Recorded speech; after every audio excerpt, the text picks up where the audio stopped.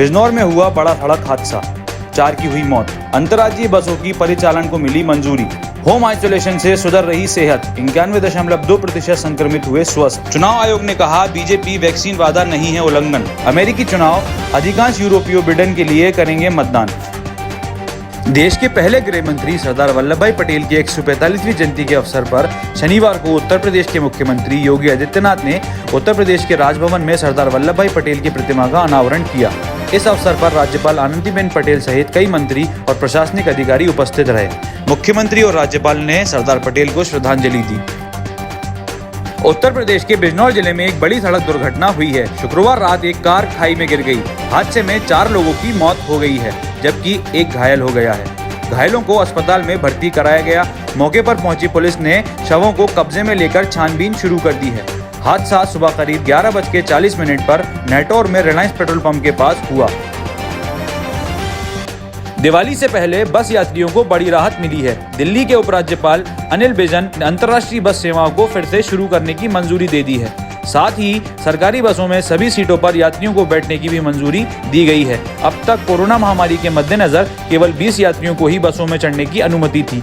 दिल्ली सरकार ने एलजी को इस संबंध में एक प्रस्ताव भेजा था। उपराज्यपाल और दिल्ली आपदा प्रबंधक प्रतिष्ठान के अध्यक्ष अनिल बैजल ने निर्देश पर इसके लिए एक मानक संचालन प्रक्रिया SOP तैयार की जा रही है। मेरे लिए सबसे महत्वपूर्ण खोज अस्पतालों में कमी थी। अमेरिका में सीडर सिनाई मेडिकल सेंटर से अध्ययन के सह प्रबंध लेखक पीटर चैन ने कहा, इस तरह के मोनोक्लोनिक एंटीबॉडी में कई रोगियों के कोविड-19 की गंभीरता को कम करने की क्षमता होती है, जिससे अधिक लोग घर पर ठीक हो सकें। चैन से कहा, शोधकर्ताओं के अनुसार मोनोक्लोनिक एंटीबॉडी एक वायरस से खुद को जोड़कर और इसे दोहराने से रोककर काम करते हैं। कोरोना के संक्रमण को रोकने के उद्देश्य से दिल्ली की तर्ज पर हरिद्वार में शुरू किए गए होम आइसोलेशन मॉडल बेहद सफल साबित हुए हैं। संक्रमित लोगों को घर से अलग करने की अनुमति देने के बाद संक्रमण की थकावट दर 194 दिनों तक बढ़ गई है। इसी समय संक्रमित की वर्तमान वसूली दर 92.28% है। वहीं घर से अलग थलग पड़े 91.2% लोग भी स्वस्थ हो गए हैं। पंजाब के नक्शे कदम पर चलते हुए राजस्थान की कांग्रेस सरकार ने पिछले महीने संसद द्वारा साफ किए गए केंद्र के नए कृषि कानूनों का मुकाबला करने के लिए राज्य विधानसभा में 3 विधेयक पेश किए। इस महीने की शुरुआत में पंजाब विधानसभा ने 4 नए राज्य फॉर्म बिल पारित किए थे, जिनमें 3 संशोधन बिल शामिल थे, जो केंद्र के कानूनों के प्रमुख प्रावधानों को तोड़ते हुए और MSP से नीचे गेहूं या धान की बिक्री और खरीद पर रोक लगाते थे। छत्तीसगढ़ विधानसभा ने छत्तीसगढ़ कृषि उपज मंडी संशोधन विधेयक 2020 को भी मंजूरी दे दी है। बिहार के लोगों को अपने चुनाव घोषणा पत्र में मुफ्त कोविड-19 वैक्सीन देने का भाजपा का वादा आदर्श आचार संहिता MCC का उल्लंघन नहीं है। चुनाव आयोग ने घोषणा के खिलाफ दायर एक शिकायत पर अपने फैसले में कहा है, सप्ताह चुनाव आयोग की क्लीन चिट RTI कार्यकर्ता साकेत गोखले के प्रतिनिधित्व के जवाब में आई, जिसमें आरोप लगाया गया कि ये घोषणा केंद्र सरकार की शक्तियों का घोर उल्लंघन है और मतदाताओं को गुमराह करने का प्रयास किया गया है, ये देखते हुए कि वैक्सीन नीति अभी तक तय नहीं की गई है।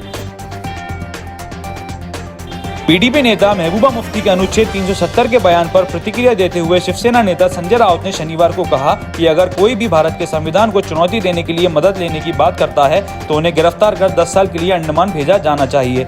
इससे पहले शुक्रवार को राहत ने कहा था कि अगर पीपल्स डेमोक्रेटिक पार्टी की प्रमुख महबूबा मुफ्ती, नेशनल कॉन्फ्रेंस के नेता फारूक अब्दुल्ला और अन्य लोगों ने चीन की मदद से जम्मू और कश्मीर में अनुच्छेद 370 को फिर से लागू करना चाहा तो केंद्र को कड़े कदम उठाने चाहिए। बॉलीवुड के कई सितारे हैं जो फिल्मों के अलावा सामाजिक कार्यों के कारण बहुत चर्चा में रहते हैं। कई सितारों को अक्सर लोगों की मदद करने और जरूरत में देने के लिए देखा जाता है। बॉलीवुड की कुछ खूबसूरत अभिनेत्री उर्वशी रौटेला ने भी ऐसा ही किया, जिसकी काफी चर्चा हो रही है। डेमोक्रेटिक उम्मीदवार जो बिडेन अमेरिकी राष्ट्रपति चुनाव जीतेंगे यदि यूरोपीय लोग मतदान कर रहे थे, तो अनुसंधान फर्म BVA के एक सर्वेक्षण में शुक्रवार को खुलासा हुआ। 5 यूरोपीय देश ब्रिटेन, फ्रांस, जर्मनी, इटली और स्पेन के 11,000 से अधिक लोगों ने सर्वेक्षण में भाग लिया। जर्मनी सबसे उत्साही बिडेन समर्थक थे। लगभग 66% ने कहा कि वे बिडेन को वापस करेंगे। राष्ट्रपति डोनाल्ड ट्रंप का सर्वश्रेष्ठ स्कोर इटली में था, जहां 15% लोगों ने कहा कि वे रिपब्लिकन उम्मीदवार का समर्थन करेंगे, लेकिन वहां भी 42% ने अभी भी कहा कि वे बिडेन के लिए प्लम्ब करेंगे। अगर आपको हमारा कंटेंट पसंद आ रहा है तो आप हमें patreon.com पर जाकर सपोर्ट कर सकते हैं, या फिर इस वीडियो के डिस्क्रिप्शन में दिए गए लिंक पर जाकर भी हमें सपोर्ट कर सकते हैं। फिलहाल के लिए इतना ही। इस तरह की और खबरें देखने के लिए हमारे YouTube चैनल को सब्सक्राइब करें और बेल आइकन को प्रेस करें। धन्यवाद।